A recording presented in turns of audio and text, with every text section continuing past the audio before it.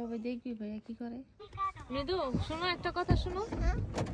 সব দিন কি আর একরকম যায়? সকালটা খারাপ গেলেও বিকালটা কিন্তু খুব ভালো গেছে। চলেন দেখি তাহলে বিকালটা কিভাবে কাটলো। তবে দেখবি ভাইয়া কি করে। দেখ কেমনে ঘুমাইতেছে, শব্দ করিস না। দিয়েছে উঠাই কি করে দেখ গেলে কইরা ঘুমাইতেছে। মৃদু স্কুল যাবা না মা? হ্যাঁ 7:30 বাজে তো, ওঠো। কোন মাথা থেকে কই আয় পড়ছে? কোন মাথায় ঘুমাইছিল, কোন মাথায় আইছে? এই ওঠ। আজকের সকালটা না সত্যিই খুব খারাপ ছিল। পৃথু সকালবেলা ঘুম থেকে উঠাই কি বমি শুরু করছে, মানে একটু পরে পরেই বমি করতেছিল হঠাৎ করে। তো এই কারণে ভাবলাম যে পৃথুরে আর স্কুল পাঠাবো না, শুধু মৃদুরে পাঠাবো আর পর্ব যাবে। তো পর্বর স্কুল থেকে না একটা করে প্রতি মাসে ক্যালেন্ডারের মতো দিয়ে দেয় যে ও কয়টা বাজে স্কুল থেকে আসবে। অনেক সময় দেখা গেছে তাড়াতাড়ি আসে একটু, তো সেটা দেখলে আর কি বোঝা যায় যে ও কয়টা বাজে স্কুল থেকে আসবে। আর ওর স্কুলে হচ্ছে একটা চেক আপ হয়েছিল, তো সেটার রিপোর্টটা ও নিয়ে আসছে। জাপানের স্কুলগুলোতে এরকম মানে চেক আপ করায় যে কোনো প্রবলেম আছে কি না। তো সেই রিপোর্টটাও আর কি ও আমারে দেখাইলো। তো এখন আমি আজকে আর কি পৃথুরে দিয়ে আসবো না স্কুলে, শুধু মৃদুরে দিয়ে আসবো। সেই জন্য আমি মৃদুরে বললাম তোমার মন কি খারাপ? সে কি বলে শুনেন। আজকে যাবে না স্কুলে, তার জন্য কি তোমার মনটা খারাপ? মন খারাপ না? তুমি তো স্কুলে যাবে না, তোমার কি মন খারাপ? মন খারাপ না? তুমি আমার সাথে বাসায় থাকবা। মৃদুকে স্কুলে দিয়ে এসে তাড়াতাড়ি করে রান্না বসালাম। আর ওই যে তাজা মাছ আনছিলাম সেখান থেকে যে পাবদা মাছ আজকে রান্না করতেছি তাড়াতাড়ি করে, যে পৃথু যদি একটু খায়, যেহেতু সকাল থেকে কিছু খায় নাই। কিন্তু সে কিছুই খাবে না, সে বলতেছে যে মা আমি না রেস্টুরেন্টে গিয়ে রামেন খাবো। তো ওর মানে শরীরটা একটু ভালো ছিল, তো আমি ভাবলাম যেহেতু ওইটা খেতে চাইতেছে, যদি মানে ওর পেটে থাকে তাহলে আর কি নিয়ে যাই। পরে ওরে নিয়ে আসছি, এখন সে রামেন না খায় বলতেছে কি যে মা আমি গিয়োজা খাবো, আমি চাহান খাবো।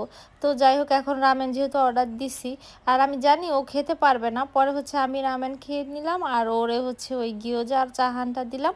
রামেন একটু দিছিলাম কিন্তু সে খায় নাই, বাটিতেই রয়ে গেছে। এই হচ্ছে রামেন, এটা হচ্ছে সয়ু রামেন। আমার তো খুবই ভালো লাগে এই রামেনটা। বমি করার কারণে ওর শরীরটা হালকা গরম ছিল, যার কারণে ও একটু ভারী জামা পরে আসছিল, বড় প্যান্ট পরে আসছিল। এখন সে বলতেছে মা একটুখানি আমি মার্কেটে ঘুরতে যেতে চাই। তো সে দেখেন ঘুরতে আইসা সে এত বড় টুপি পরছে, সেটা ভালো কথা, কিন্তু সে পুরা টুপিটা না খুইলাই পরা শুরু করছে। যাই হোক এটা নিয়ে একটু হাসাহাসি করলাম, আর ওর প্রচুর গরম লাগতেছিল, বললো মা উপরের জামাটা খুলে দাও। আর এইদিকে দেখেন আমি কিনি আর না কিনি আমি খালি জিনিসপত্র দেখতেই থাকি, আমার তো দেখতে খুবই ভালো লাগে। আজকে আমি তার কোনো কিছু কেনাকাটা করার জন্য আসি নাই, আসছিলাম এর নিয়ে হ্যাঁ একটুখানি ঘুরবো মার্কেটে।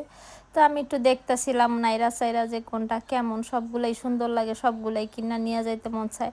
আর এই যে দেখেন এই প্যান্টটা, এটা দেখে আমি নিজে একলা একলা হাসতে হাসতে শেষে, এটা কি সিস্টেম, আমারে তো মাগনা দিল, আমি এই প্যান্ট পরবো না। মন হইতেছে জানি এর বান্দরের পায়ের মতন। যাই হোক আমার মনে মনে অনেক হাসি পাইতেছিল, তো ভাবলাম আপনাকে ওই প্যান্টটা একটু দেখাইছে কেমন এই প্যান্টটা। আর এই যে সে একা একা খেলতে গেছিল ওইদিকে, কিন্তু তার মুডেও একা একা খেলতে ভালো লাগতেছিল না, আসলে দাদারা ভাইয়েরা কেউ নাই তো, যার কারণে সে মানে অতটাও মজা পাইতেছিল না খেলতে। পরে হচ্ছে বাসায় চলে আসছি। আর পৃথুর শরীরটা যেহেতু ভালো ছিল, আর ওর বাবা বলতেছিল আমাদেরকে ধান খেতে নিয়ে যাবো, মানে ধান ক্ষেত দেখতে, সবুজ আর সবুজ। তো পরে হইতেছে আমরা ধান ক্ষেত দেখতে আসছি। আর এই যে দেখেন ধান ক্ষেত কি অপূর্ব দৃশ্য, মানে মনে হইতেছে যেন ধান গাছগুলো কি সুন্দর বাতাসে খেলতেছিল, তাই না?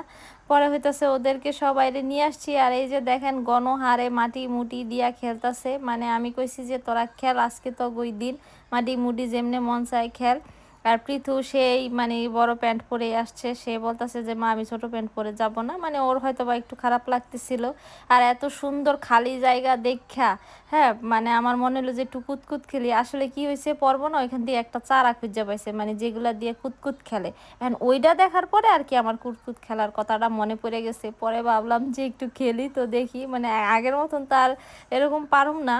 তো যাই হোক এখন দেখি কত দূরে গেছে গা, হায় হায় এখন এটা লাভ দিয়া মানে চোরামি মুরামি কইরা আর কি কোনো রকম লাভ দিয়া এখন স্বামী তো ধরে হালাইছে যে আমি চোরামি করছি। আর ওই যে দেখেন হাতে কি করছে, হাতের খেলার অবস্থা, হ্যাঁ আইসা আবার আমার লগে খেলতে। এরপরে হইতাছে এই যে হেরা মাটি মুডি বড়াইয়া এই অবস্থা করছে, পরে জল দিয়া ধুইয়া দিলাম। আসলে আমরা যেখানে থাকি ওইখানে তো এরকম ক্ষেত টেত নাই, ওখান থেকে প্রায় 10 মিনিটের মতো গাড়ি চালায় আসলে এরকম সুন্দর পরিবেশ পাওয়া যায়। আর এই যে দেখেন ধান ক্ষেতগুলা কি যে সুন্দর, নিজের চোখে না দেখলে বিশ্বাস করবেন না, একদম সাজানো থাকে খুব খুব করে, আঁকা বাঁকা থাকে না, একটার সাথে আরেকটা লাগানো থাকে না, অনেক সুন্দর আর কি, অনেক ভালো লাগে। তো এই কারণে এখানে আসবো, অনেক দিন ধরে ভাবছি যে যখন ধান ক্ষেতগুলো একদম সব সবুজ থাকবে তখন আমরা আসব। আর এই পাশে এত সুন্দর একটা লেকের মতো, এইটা দেখে আমার ভীষণ খুশি লাগছে, ভাবছি ওইখানে গিয়ে একটু পাও ধুয়ে আসি। গেছি ওস্তাদি করে পাও ধুইতে, এখন পাও ধোয়ার পর পাও গেছে পিছলা হয়ে, আর এমন খাড়া আমি এখন আর উঠতে পারতাছি না। পরে মাপ টাপ চাইয়া মাইয়া এরপরে মানে কি কইম, এরপরে আমারে উঠাইছে, দুনিয়ার খারাপ, আমার মাপ মুপ চাওয়াইছে। তারপর তো কইলাম স্বামী কোনো কারণে যদি আমার একলা একলা গাড়ির তেল বুঝতে হয় তখন আমি কি করবো, আমার তাড়াতাড়ি শিখাও। তারপরে হাতে আমারে শিখাইলো। যাই হোক, এই ছিল আজকের ভিডিও। তো সবাই ভালো থাকবেন, বাই বাই, টাটা, সায়োনারা।